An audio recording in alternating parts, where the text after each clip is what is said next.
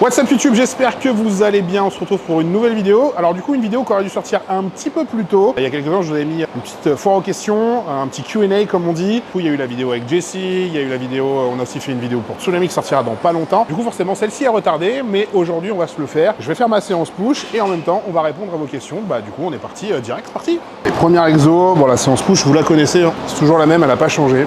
Mais on va quand même faire un petit update avant de commencer du coup, où est-ce qu'on en est actuellement? Alors, il y a eu des petits changements. C'est-à-dire que là, on est vraiment passé en phase santé, du coup, avec Yas. Mais d'ailleurs, je crois qu'il y a une question là-dessus, donc on détaillera ça un petit peu plus. Mais du coup, il y a eu des changements sur mon training, il y a eu des changements sur ma diète, il y a eu des changements aussi sur le reste.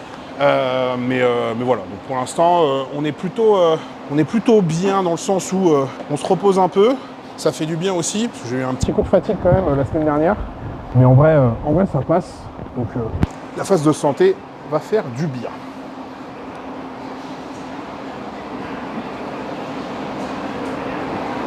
Bon du coup, première question, notamment par rapport à Yas, quels sont vos plans là pour les prochains mois? Voilà, tu vois, c'est ce que je disais, il y avait effectivement une question là-dessus, je m'en souvenais bien. Du coup, comme je vous disais juste avant, on est passé en phase santé, vraiment on est rentré dedans. Donc ma diète a un petit peu baissé par rapport à ce qu'on faisait pendant la phase de rebond. Donc je mange un tout petit peu moins, mais je mange toujours très bien, il n'y a pas de souci là-dessus. On a changé la fréquence des entraînements. Habituellement, pour ceux qui ont suivi un petit peu, je m'entraînais donc 4 jours et ensuite j'avais un jour off. Mais là, dernièrement, j'ai eu un petit coup de fatigue, surtout sur les jambes, au niveau des perfs, ça s'est vraiment ressenti. La dernière fois, j'ai fait la séance avec Clem, voilà, squat 10 à 180, c'est passé nickel. Et les 2 séances de suite, j'ai eu beaucoup de mal déjà rien qu'à faire 8 reps à 150, même 6 reps à 150. Donc il y a eu une fatigue qui s'est un peu accumulée, forcément après le rebond, etc. J'ai l'impression que la compète, ça fait 6 mois que c'est passé, alors qu'en fait ça fait que 6 semaines. Donc là, vraiment le coup de fatigue. Donc c'était vraiment le moment de freiner un peu les chevaux. Donc un tout petit peu moins de calories. On a changé la fréquence d'entraînement comme je disais, donc maintenant je fais 2 jours, 1 jour de repos, 2 jours, 1 jour de repos. C'est toujours le même split, sauf qu'on a mis un jour de repos au milieu. Et pour le reste aussi, forcément, on en a retiré. Je ne vais pas vous donner les détails, on sait très bien, il ne sert à rien de vous donner des chiffres, des machins. De toute façon, vous ne savez pas quoi en faire, pour la plupart. Ça aussi, et on va revenir effectivement sur une base très simple, vraiment TRT tranquille. En plus là, dans 10 jours, je vais partir au Japon avec mon père, ce qui fait que ça sera vraiment tranquille, full repos. Et forcément, comme ça m'évite d'emmener des trucs dans ma valoche, comme on dit. Mais bon, donc voilà pour les prochains mois. Et une fois que je reviens du Japon, donc début septembre, on va attaquer donc le off. Donc vraiment le off, comme disent les moldus, la prise de masse. Et on va pouvoir prendre la masse, en tout cas ajouter le tissu qu'il nous faut pour combler un petit peu les points faibles qu'on a et dont on a parlé précédemment dans d'autres vidéos. Donc tout ce qui est bras, pecs, même re-remplir un peu mon dos, parce que je disais que c'était un truc qui avait un petit peu baissé chez moi. Donc on va pouvoir travailler tout ça.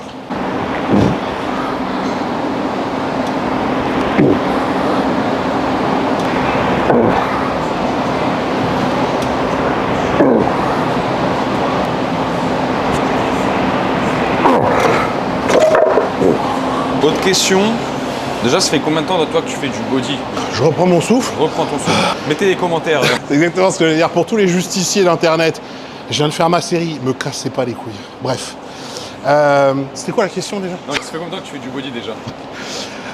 Ça va faire quasiment 12 ans. 12 ans. Enfin, ça fait 12 ans que je fais de la musculation. Parce que du coup, j'ai commencé en 2014, 2015, donc 11-12 ans. Et j'ai commencé le body en 2017-2018. En gros, quand j'ai voulu faire ma première compétition et que j'ai fait du coup cette compétition en 2019. Vraiment le body pur, vraiment en se disant qu'il y a un objectif de compétition, c'est plus aux alentours des 2018. Et sinon, vous voyez la musculation de manière générale depuis 2014-2015. Et du coup, qu'est-ce qui te drive là au quotidien à être bodybuilder depuis le temps? On va dire que forcément, en arriver là, c'est aussi parce que c'est une passion, je kiffe ce que je fais, je kiffe aller m'entraîner, je kiffe le lifestyle que ça entraîne, la diète, tout ce qui est aussi attrait à la compète, monter sur scène, le posing, etc. Bon, ça, le posing, c'était pas trop dur à deviner. Mais je pense que c'est un tout, en fait, c'est un mode de vie qui, du coup, me plaît. Et c'est ça qui me drive au quotidien. Après, il y a beaucoup de choses qui sont très galvanisantes. Il y a monter sur scène, ça c'est une chose. Mais même, faire du contenu, etc., comme je le fais là sur YouTube. Et d'ailleurs, je tiens à vous remercier encore une fois. Vous êtes de plus en plus nombreux sur la chaîne. Et du coup, si vous passez par là la première fois, n'hésitez pas à vous abonner si vous voulez voir les autres vidéos. Mais en tout cas, on est de plus en plus, ça fait ultra plaisir, ça pousse vraiment à continuer, que ce soit sur YouTube, sur Instagram, même voilà, quand je vous croise à la salle, que de temps en temps, je l'ai déjà dit en story, et ça me fait toujours bizarre que les gens viennent me voir en me disant « Ouais, j'adore ce que tu fais et tout ». Toujours un peu chelou, quoi. On se dit « Est-ce que c'est vraiment moi? T'es sûr que tu me confonds pas avec quelqu'un d'autre ?» Mais voilà, c'est toutes ces petites choses qui donnent de la force forcément pour vouloir avancer, vouloir faire mieux, etc. Et au-delà de ça, forcément, c'est une passion, sinon on ne serait pas là à faire tout ce qu'on fait. Et je pense qu'il faut déjà le voir comme ça, de base. C'est vraiment faire du body parce qu'on aime ça, et pas juste par, je sais pas, l'appât du gain, ou alors parce que c'est hype en ce moment, faire une compétition c'est à la mode. Non, faites pas ça pour ça, vous allez vous flinguer plus qu'autre chose, vous allez vous cramer la tête. Faites-le par passion et laissez les choses venir. Ok, exo suivant, c'est toujours le même, juste à la presse. On a 2 séries à faire, 10-12 reps, pareil. J'irai chercher peut-être un petit peu plus s'il y a de l'énergie. Après, là, comme je disais, sur la phase santé, même sur la phase de rebond, hein, il y en a beaucoup qui se trompent là-dessus, enfin qui font l'erreur en tout cas pendant la phase de rebond ou même pendant la phase de santé, de vouloir en faire trop en termes de charge, en termes d'intensité. Alors, il faut effectivement garder de l'intensité, garder de la charge, etc. Mais il ne faut pas non plus faire les Mongols, dans le sens où forcément vos entraînements, ils ont été un petit peu moins intenses, peut-être être un petit peu moins chargés en termes de poids. Du coup, vos tendons, ils ne sont pas forcément dans la meilleure des configs pour derrière reprendre quelque chose de forcément très hard. Moi, je sais que j'ai fait cette erreur-là l'année dernière avec mes genoux, et je l'ai payé un petit peu pendant quelques mois, à avoir mal vraiment aux genoux. Mais c'est passé, et du coup, là, je fais quand même attention. C'est pour ça, là, je vais chercher de temps en temps 1 ou 2 reps de plus en enlevant de la charge, mais je ne vais pas non plus faire du junk volume, comme on dit, juste pour faire du volume, quoi. Faites attention à ça, c'est le moment où vous devez vous reposer, enfin en tout cas laisser le corps se reposer un peu. Si vous le fatiguez avant d'attaquer vraiment le côté hard du game, c'est-à-dire faire votre prise de masse et ensuite enchaîner avec votre prépa. Si vous êtes déjà fatigué en commençant, vous savez que vous allez tirer sur la corde et à un moment ça va casser et ça va pas être bon.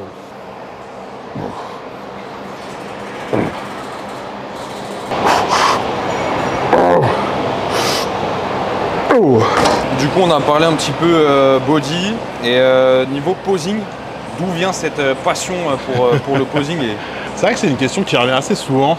Comment j'en suis arrivé là? Alors en vrai, ça n'a rien d'exceptionnel ou même d'inné, on va dire. C'est que quand j'ai voulu faire ma première compétition, du coup en 2019, forcément j'ai vu que fallait apprendre à poser, ce qui est normal, ce que tout le monde devrait faire finalement. Et j'avais un préparateur à cette époque-là, Mousse, qui lui était assez tourné là-dessus, avec un passif de danseur, etc., breakdance, tout ça. Et forcément, il était amateur de posing et de tous ceux de l'époque, 70, 60, 70, 80, tous les bons poseurs de cette époque-là. Donc forcément, il m'a donné un peu goût à ça. Et de mon côté, c'est quelque chose qui m'a quasiment plu de manière instantanée. Et derrière, j'ai approfondi les recherches. Je me suis tapé je ne sais pas combien de vidéos YouTube. J'ai fait beaucoup de recherches dessus, sur les anciens, les nouveaux athlètes, nouveaux bodybuilders, même ceux qui, à l'époque, donnaient déjà des conseils sur le posing. Il y en avait très peu. Il y en a toujours très peu d'ailleurs. Ça commence à se démocratiser, mais il y en a très peu qui donnent de bons conseils, malheureusement. Et du coup, de fil en aiguille, à force de poncer le sujet, j'ai aussi remarqué que j'avais cette capacité à pouvoir le transmettre à travers une certaine pédagogie, une certaine façon de dire les choses et de faire comprendre les choses aux gens. Et c'est pour ça qu'aujourd'hui, c'est la majorité de mon travail, c'est ça. C'est apprendre aux gens à poser et à transmettre ce que je connais.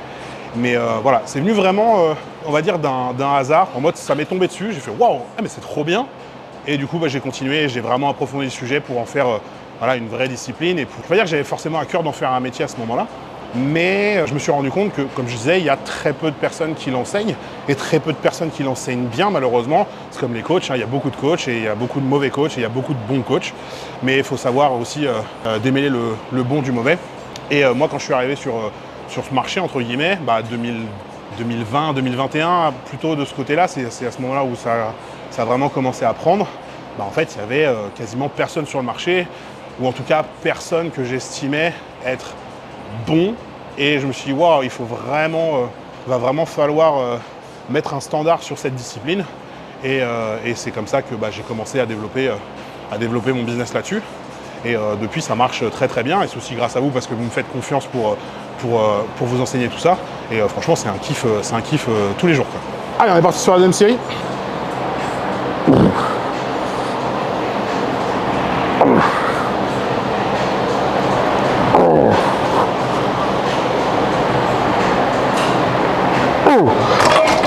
Ok. Bon, cette fois-ci, on va faire l'exercice dans les règles. C'est-à-dire que, comme on est à muscle, forcément, on a plus de possibilités. Donc là, on a mis l'élastique, mais c'est toujours le même principe. C'est-à-dire que là-dessus, on va vraiment faire de la rep 15, 25, voilà. Enfin, en gros 20 de moyenne. Pour vraiment, comme je disais la dernière fois, si vous avez vu la vidéo Push and Talk, vraiment amener de l'afflux sanguin au niveau des pecs, remplir la fibre. Donc on va le faire là-dessus. Juste régler, on va voir si on est bon. Possible qu'on soit. Ouais, je l'ai un peu dans la gueule quand même. Hein. C'est Smith guillotine.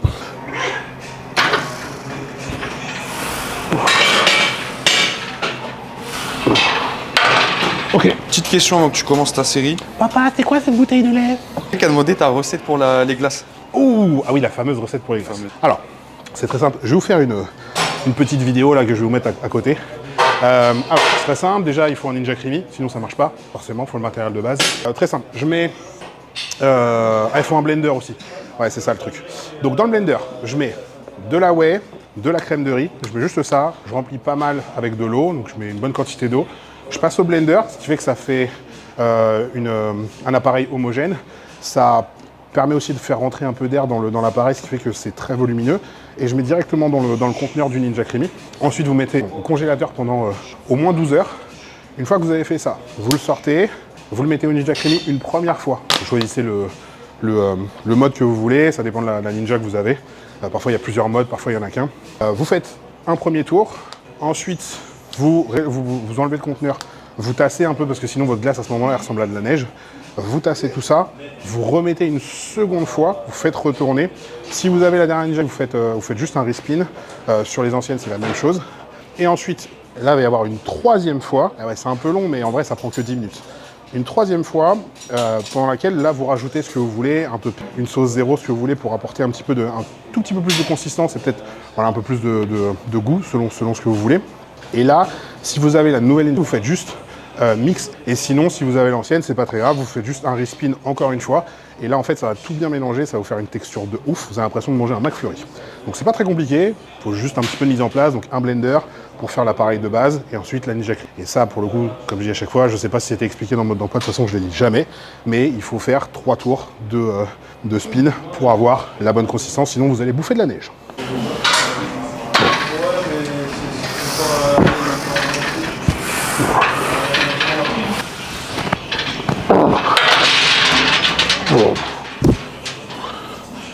Ah, pour le coup, je peux même peut-être en mettre un tout petit peu moins niveau charge, juste pour aller titiller un peu plus les 20 que là les 15. Et encore, j'en ai fait 17. Les deux dernières étaient un peu dures. Donc je pense que je vais juste baisser un petit peu la charge, mettre un 10 à la place d'un 20, juste pour aller titiller un peu plus les 20 reps que les 15 reps.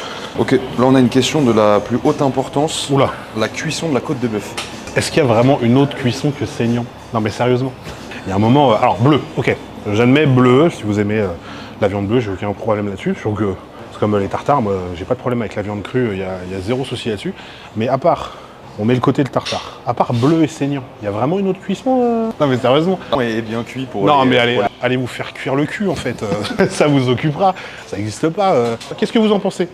Cuisson de la côte de bœuf. La cuisson de la viande rouge en général. Moi j'aime bien bleu. Moi. Bleu, voilà, bleu, saignant, on est d'accord. On est d'accord, voilà.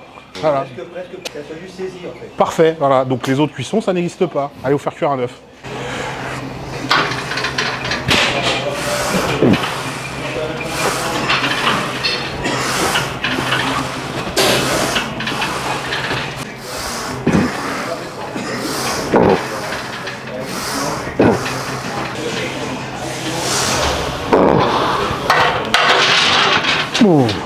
Écarté, comme la dernière, j'ai dit, la séance elle n'a pas changé. Hein. C'est juste la fréquence qui a changé. On va toujours essayer d'aller sur. Si tu me prends en photo, je peux faire mon profil gauche. On va y penser. On va y penser. J'y songerai. Mais on va toujours essayer d'aller chercher une quinzaine de reps. Donc on est ok là-dessus. Comme d'hab, il y a toujours un câble qui est plus résistant que l'autre. Mais on fait ce qu'on peut. Ouais, c'est pas très grave, c'est mon pec le moins fort.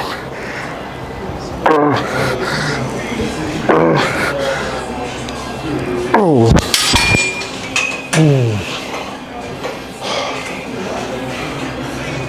Tu fais. Attends, j'ai une question de fou. Ok. Attends, juste avant de commencer, on a une question super technique qui nécessite vraiment beaucoup de réflexion. J'ai peur là. Si on donne rendez-vous à Polo, selon le théorème de Paul Gustave, combien de temps arrive-t-il en retard? Oula. Voilà, alors là pour le coup, il va falloir se poser et faire des calculs. Du coup, on va faire une pause dans la séance et on va calculer tout ça. Alors du coup, on va essayer de résoudre ça. Si un Polo a un rendez-vous à midi 64, première problématique, c'est que on aura possiblement l'inquiétude de l'heure du départ à peu près à midi 60.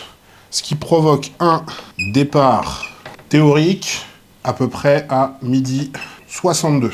Dans l'éventualité où il ne se trompe pas de métro, on a une arrivée théorique à peu près égale à arrivée théorique exposant de x. Si on arrive à éliminer le fait qu'il se trompe de métro, mais qu'en chemin, il rencontre un short sauvage feed, ça c'est un short, ça nous donne non plus une arrivée exposant de x, une arrivée théorique exposant de x, mais une arrivée théorique sur short fois plus l'infini. Ce qui nous donne, dans tous les cas, une arrivée en retard sur 20. C'est simple. Voilà le théorème de Paul Gustave. Bon, du coup, j'espère que vous avez compris le théorème de Paul Gustave. Moi-même, j'ai du mal à le comprendre. Possiblement que lui aussi. Mais dans le doute, ça nous fait une idée de réponse. Bon, en attendant, on va faire notre série. Bisous, mon Polo.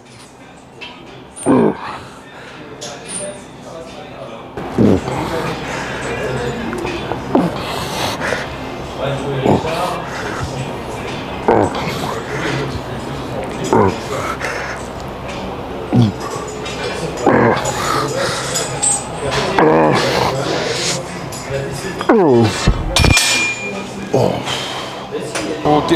Du coup, autre question avant que tu commences le prochain exo. Quel a été pour toi le meilleur et le pire souvenir de préparation ou de compète? Alors, le meilleur, j'hésite toujours entre deux. Enfin, on va dire, c'est pas que j'hésite entre deux, c'est qu'en vrai, ils sont à peu près au même niveau. C'est quand j'ai gagné mon régional en 2021, parce que du coup, c'était la première fois que du coup ma mère elle m'accompagnait pour me voir en compète. Et du coup, bah, comme j'ai gagné ce jour-là, franchement, ça m'a fait plaisir de pouvoir lui montrer que ce que je faisais depuis déjà maintenant quelques années, puisque ma première compétition c'est en 2019 et du coup j'ai gagné mon régional en 2021 quand ça a été mis en place. Ça a permis aussi de lui montrer que ce que je faisais, j'étais probablement au bon endroit et forcément, voilà, partager ça avec elle, c'était fou. Pareil, j'ai pas mal de potes qui étaient là ce jour-là, qui avaient fait le déplacement jusqu'à Strasbourg pour partager ça avec moi. Maureen, bien évidemment, qui était là. Donc, il y a ce moment-là et il y a aussi forcément le moment où j'ai gagné ma carte pro qui reste forcément un moment fort. Mais c'est vrai qu'en gros, ces deux-là, ils sont un petit peu à égalité en termes de souvenirs, de meilleurs souvenirs des compétitions. Et probablement le pire souvenir compète préparation, c'est ma préparation de l'année dernière qui a été absolument infâme, avec un résultat aussi infâme que le reste. Et je ne vais pas dire des séquelles, mais un mood qui a vraiment été compliqué à récupérer. Et après, si vous voulez plus de détails, j'en ai parlé dans ma vidéo il n'y a pas très longtemps sur ma chaîne. Donc si vous voulez toute la story, vous allez voir cette vidéo-là et vous allez avoir tout le complet de pourquoi ça restera, je pense, mon pire souvenir ever de prépa et de compétition. Et oui.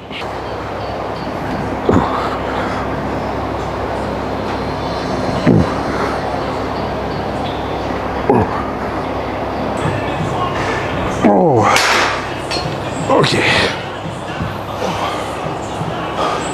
2 séries d'épaules, pas trop. Déjà beaucoup d'épaules. Ok, du coup, autre question. Comment est-ce que tu imagines ta vie dans 10 ans? Est-ce que le body aura toujours la même place que ce qu'il occupe aujourd'hui? Ouais, c'est une bonne question. Je pense que c'est une question que tout le monde devrait se poser en mode qu'est-ce que je vais faire après le body? Quand bien évidemment c'est devenu forcément un job, une carrière, vous l'appelez comme vous voulez. Moi personnellement dans 10 ans, je pense que j'aurai toujours une pratique du bodybuilding, ça peut s'arrêter là la phrase, mais forcément un petit peu différente. Après bien évidemment on ne sait pas de quoi demain sera fait, mais j'aurai toujours une hygiène de vie, que ce soit sur l'entraînement, sur la diète, parce que c'est un mode de vie, comme je l'ai dit plus tôt dans la vidéo, auquel forcément on adhère, plus ou moins bien selon les personnes forcément, mais comme pour moi ça c'est pas un problème depuis maintenant quasiment 12 ans, c'est vrai que ça ne sera pas non plus un problème plus tard. Donc je pense que j'aurai toujours le même type d'alimentation, forcément moins si j'ai pris ma retraite. Les entraînements, je pense que pareil, ça sera sûrement axé différemment, mais j'aurai toujours une bonne fréquence d'entraînement parce que c'est aussi ce que j'aime. Et forcément, si c'est plus mon job en fait de concourir, à côté j'ai déjà d'autres choses que le bodybuilding. Il y en a peut-être qui le savent déjà, dans ceux qui me côtoient un peu plus de près, que j'ai aussi une boîte d'achat-revente de cartes à jouer, pour ceux qui connaissent tout ce qui est Magic, One Piece, Yu-Gi-Oh, etc. Une boîte que je tiens avec mon meilleur pote, qui lui vit au Japon depuis maintenant quasiment 10 ans. Et d'ailleurs, je vous disais, je vais au Japon dans 10 jours, parce que du coup, on va écumer les magasins là-bas pour refaire du stock ici pour la boutique. Et voilà, je pense que ça fera partie, du coup après, partie intégrante de mon quotidien. Cette activité, plus je continuerai sûrement, enfin, en tout cas je l'espère, à faire du YouTube, à faire du contenu sur Insta, mais dans possiblement une optique un petit peu plus lifestyle après le body, ou alors voilà, des choses un petit peu différentes. Mais je pense que je ne me sentirai pas perdu après le body dans 10 ans, ou même avant ça, hein. Je pense que la question souvent que les gens se posent, c'est si je fais plus de body, qu'est-ce que je fais? Alors effectivement, c'est quelque chose qui fait partie à part entière de nous. Mais après, si vous savez aussi pas mettre tous les œufs dans le même panier, alors après, il y en a, ils n'auront pas besoin de faire autre chose de leur carrière. Ils auront une carrière très florissante et quand ils se mettront à la retraite, ils auront juste à chill et tout ça. Tant mieux pour eux. Après, moi, je sais que j'aime bien faire des trucs à droite à gauche, que ce soit dans mes hobbies ou voilà, même avec la boîte que j'ai avec mon meilleur pote. Mais non, voilà, je pense qu'il y aura une pratique du bodybuilding différente, mais elle sera toujours là, avec du coup de nouveaux intérêts principaux au quotidien, quoi. C'est tout. Allez, on est reparti. Cette flexibilité.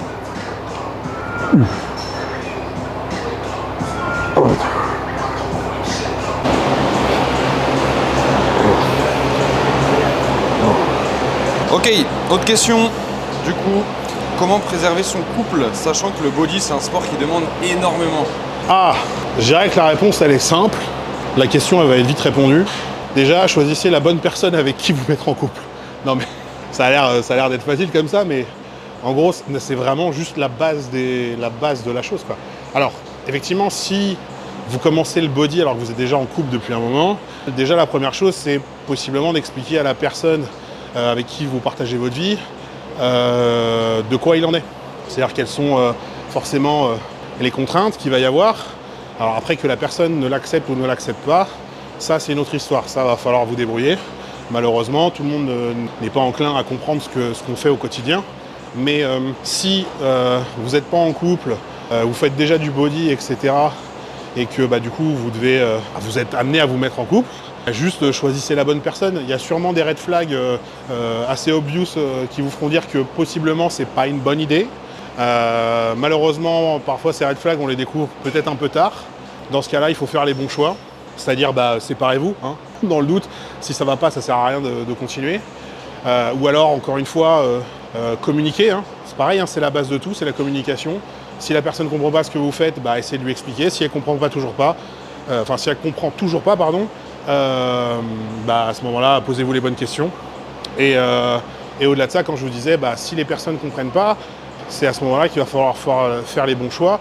Et ça ne tient pas que forcément pour la vie de couple, ça tient aussi pour votre vie sociale, c'est-à-dire les amis autour de vous qui forcément normalement vous soutiennent.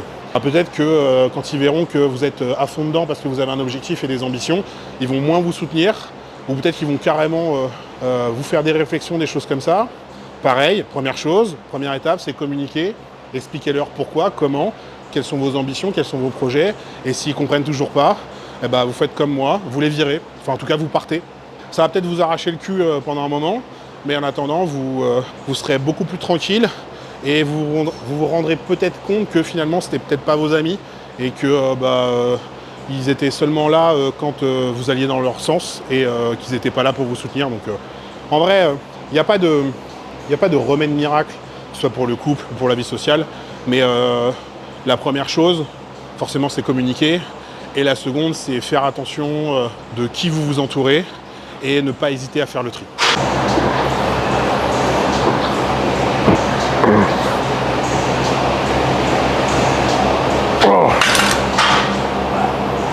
Autre question du coup, le bodybuilding t'a-t-il appris à t'accepter ou à toujours vouloir te corriger? À m'accepter, je dirais pas jusque-là. J'ai jamais trop eu de problème avec mon apparence ou avec mon physique et tout. C'est vrai que forcément, j'avais toujours à cœur de quand même être présentable. Donc après, j'ai quasiment fait du sport toute ma vie. Que ce soit quand j'étais petit, comme tous les gosses, avec les sports après l'école ou quoi que ce soit. J'ai fait du street, après j'ai fait de la muscu, etc. Donc bon, j'ai jamais eu vraiment de problème avec mon image. À me corriger sûrement, parce que forcément ça vous demande une rigueur, ça vous demande une discipline, et forcément on essaye de faire le 100% tous les jours, même si c'est pas forcément le cas, mais toujours donner le meilleur de soi-même. Donc ça pousse à se corriger, ça pousse juste à être meilleur au quotidien. Et après j'ai aussi ce côté un peu extrême dans tout, et Clément dira pas le contraire. Je confirme. Donc forcément, quand je me suis mis là-dedans, voilà, on fonce tête baissée, et puis on fait le maximum pour essayer d'avoir des résultats, quoi. Ça a été la même chose dans tout ce que j'ai fait, que ce soit quand j'ai fait du street, je m'y suis mis à fond. Quand je faisais du Magic compétitif aussi, j'essaierai de vous retrouver une vidéo, vous allez être choqués. 2017, j'avais pas le même physique, hein. Mais voilà, c'est pareil, je faisais des tournois à l'international. Et puis il y a ça, tu vois, j'ai toujours eu ce côté un peu extrême dans tout, un peu très, très compétitif forcément. Et après, au-delà de ça, j'avais aussi autour de moi des gens qui étaient aussi très bons dans ce qu'ils faisaient. Et forcément, ça me poussait aussi à donner le meilleur de moi-même, parce que moi, j'étais un peu admiratif de ces personnes-là, et je me disais, ouais, eux, ils font tout ce qu'il faut pour réussir, pourquoi pas moi? Je donne l'exemple facile, hein. Mon meilleur pote, dont je vous en parlais, celui qui habite au Japon depuis 10 ans, là, on s'est connus du coup à Magic. Lui qui a été un des meilleurs joueurs au monde, c'est probablement le mec le plus intelligent que je connaisse aussi. Et voilà, quand on a ce genre de personnes autour de soi, je nomme que lui parce qu'on en a parlé jusqu'avant, mais des personnes comme ça dans mon entourage, j'en ai beaucoup, et de qui je suis admiratif et sur qui je prends exemple. Et voilà, c'est ces personnes-là aussi qui vous poussent à être meilleur. Donc le body en soi, oui, ça va être une variable de plus qui m'a poussé à être meilleur, et du coup à me corriger. À m'accepter, non, mais à me corriger, oui. Et je pense que c'est comme ça qu'on avance, que ce soit dans le body ou autre chose.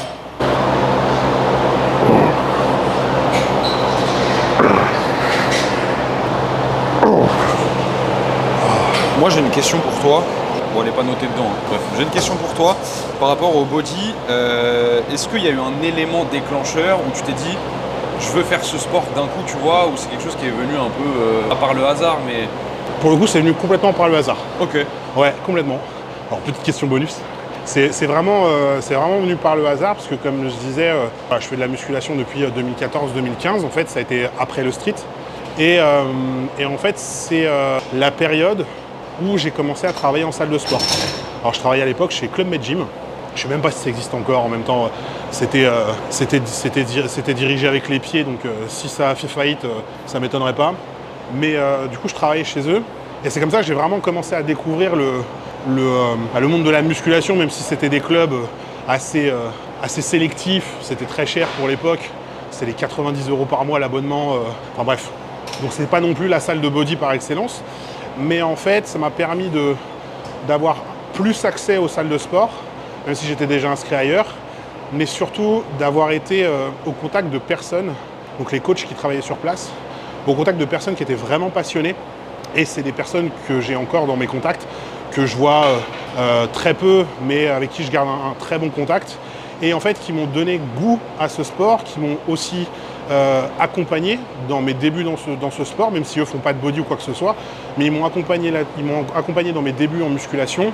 Ils ont été super cool, ils m'ont appris plein de choses. Et pour ça, du coup, je les en remercie parce que je ne serais peut-être pas là si eux n'avaient pas été là. Et du coup, c'est comme ça que j'en suis venu à faire de la musculation. D'ailleurs, ça me fait penser, j'ai même une anecdote du comment en fait j'en suis arrivé même plus loin dans le bodybuilding. Alors comme je disais, effectivement, j'ai commencé la musculation en 2014-2015. Et en fait, alors vous allez voir tout un rapport finalement avec ce que j'ai fait avant. C'est-à-dire quand je faisais du magic à un niveau compétitif. Vous allez me dire, mais quel est le rapport? En fait, le rapport, c'est que j'allais dans une boutique pour jouer et il y avait un des joueurs sur place, Alex, si tu me regardes, bisous frérot. En gros, un jour il m'a dit ouais tiens j'ai un pote à moi, il fait du bodybuilding et tout, envoie-lui un message sur Insta et faites-vous un training et tout, etc. Je fais vas-y, allez je le fais. Et en fait, d'avoir eu cette connexion, d'avoir fait cette connaissance, d'avoir connu Alex, j'ai envoyé un message du coup à cette personne. Cette personne c'est Mike, Daddy Mike comme je l'appelle, si tu passes par là aussi, gros bisous. Et en fait c'est lui qui m'a mis un peu plus le pied dedans, dans le coaching, dans le bodybuilding, etc. Et qui m'a aussi un peu chauffé à faire de la compète. C'est un peu comme ça que l'idée a germé. Et en gros, ce que je dis à chaque fois, c'est qu'en fait le cheminement, finalement si j'avais pas joué à Magic, si j'avais pas eu ce background, d'une, il y a des personnes que j'aurais jamais connues. Et de deux, j'en serais peut-être pas là aujourd'hui. Donc c'est une petite anecdote que j'aime bien parce que finalement, de n'importe où, quel que soit de là où on vient, on peut arriver quasiment où on veut. Le champ des possibles est infini. Quel que soit l'endroit d'où vous venez, vous ne savez pas où vous serez demain.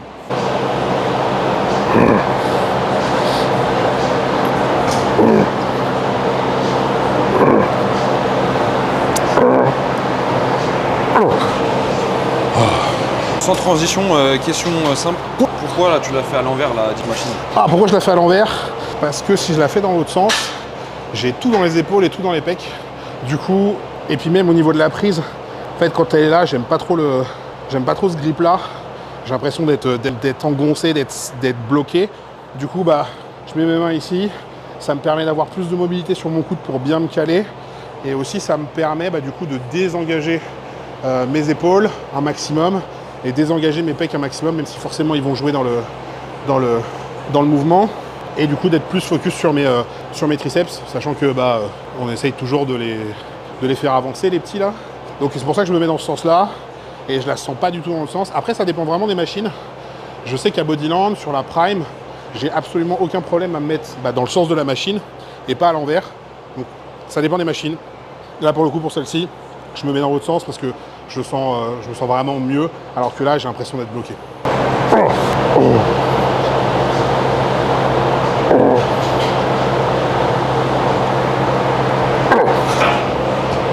C'est la fin là. Il n'y a plus beaucoup de jus dans la machine là. Au propre comme au figuré d'ailleurs. Pendant ton petit temps de récup là, il y a une question. L'Odyssée, le film, qu'est-ce que t'en as pensé? Est-ce que tu l'as vu même? Ouais, je l'ai vu.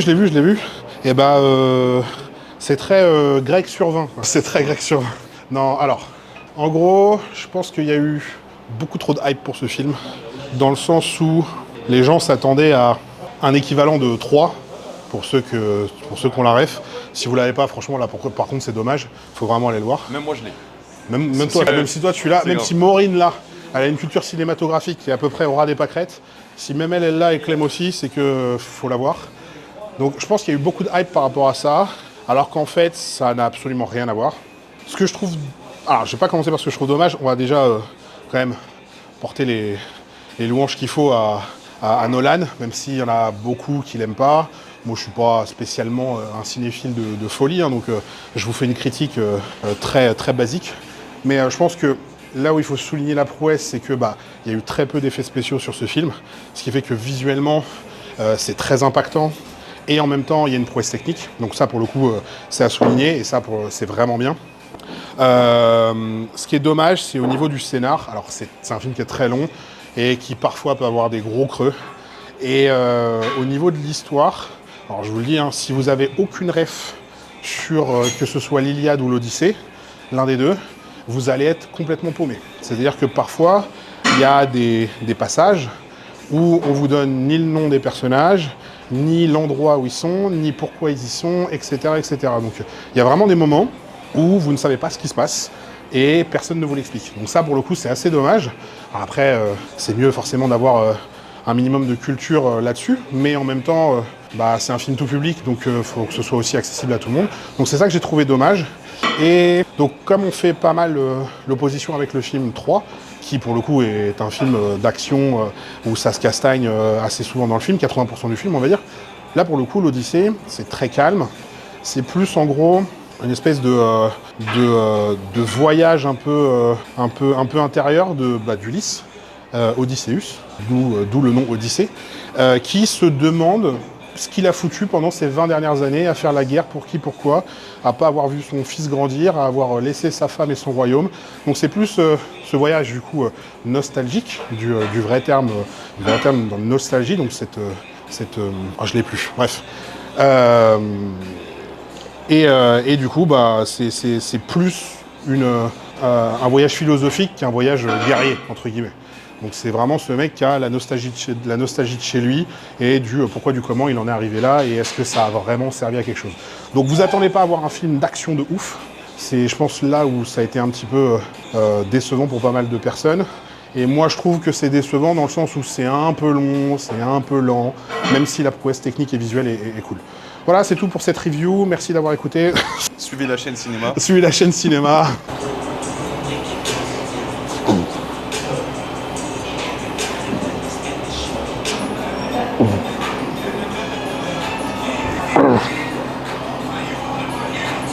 Oh. Ok, dernière question de la FAQ. Quels sont tes peptides préférés? Ça aussi, c'est grec sur 20, non? C'est bizarre sur moi. C'est bizarre sur 20. Déjà, je pense que, en toute honnêteté, on peut pas parler de préférence quand on parle de ça, parce que ça reste un outil, et que du coup, faut seulement prendre ce qui est nécessaire. C'est comme, je sais pas, pour couper une feuille, on dit tu préfères un marteau ou des ciseaux? Dans le doute, c'est pas une histoire de préférence, c'est juste une histoire de qu'il y en a un, tu vas avoir du mal à couper ta feuille, quoi.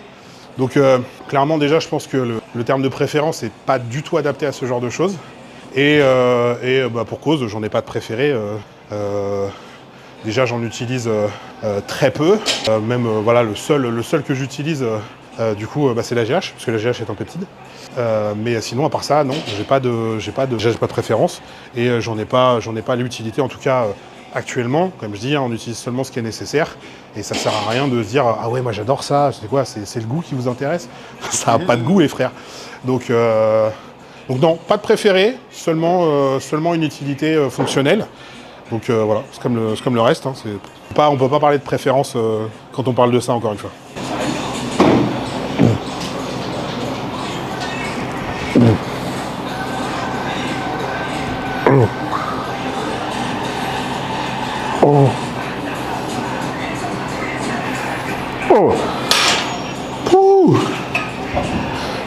Et voilà qui est bon. Voilà la team, entraînement terminé, le petit post-training, du coup qui a un petit peu changé comme je disais avec la diète. Donc là j'ai 50 grammes d'iso avec 70 grammes de crème de riz. Donc voilà, juste la petite parenthèse diète. J'espère que cette vidéo vous a plu. Un petit peu en retard comme je l'avais dit par rapport au moment où j'avais posé les questions. Et du coup voilà, forcément avec les vidéos qui ont été tournées avant. Mais en tout cas, voilà, j'ai répondu à un maximum de questions. Il y en a eu un petit peu quelques bonus avec celle de Clem. Mais en tout cas, c'est plutôt cool comme format. J'aime bien, on en refera un. J'essaierai d'en faire un petit peu tous les mois, c'est cool. Ça permet de laisser les choses se faire et possiblement vous donner quelques idées pour les questions par rapport à ce que je fais, de manière générale. Pas forcément me poser des questions toutes les semaines, parce qu'à un moment, on va commencer à être un peu à court. Donc voilà, c'est tout pour aujourd'hui. On se retrouve pour la prochaine vidéo. En attendant, soyez forts, soyez sages, et surtout, restez classiques.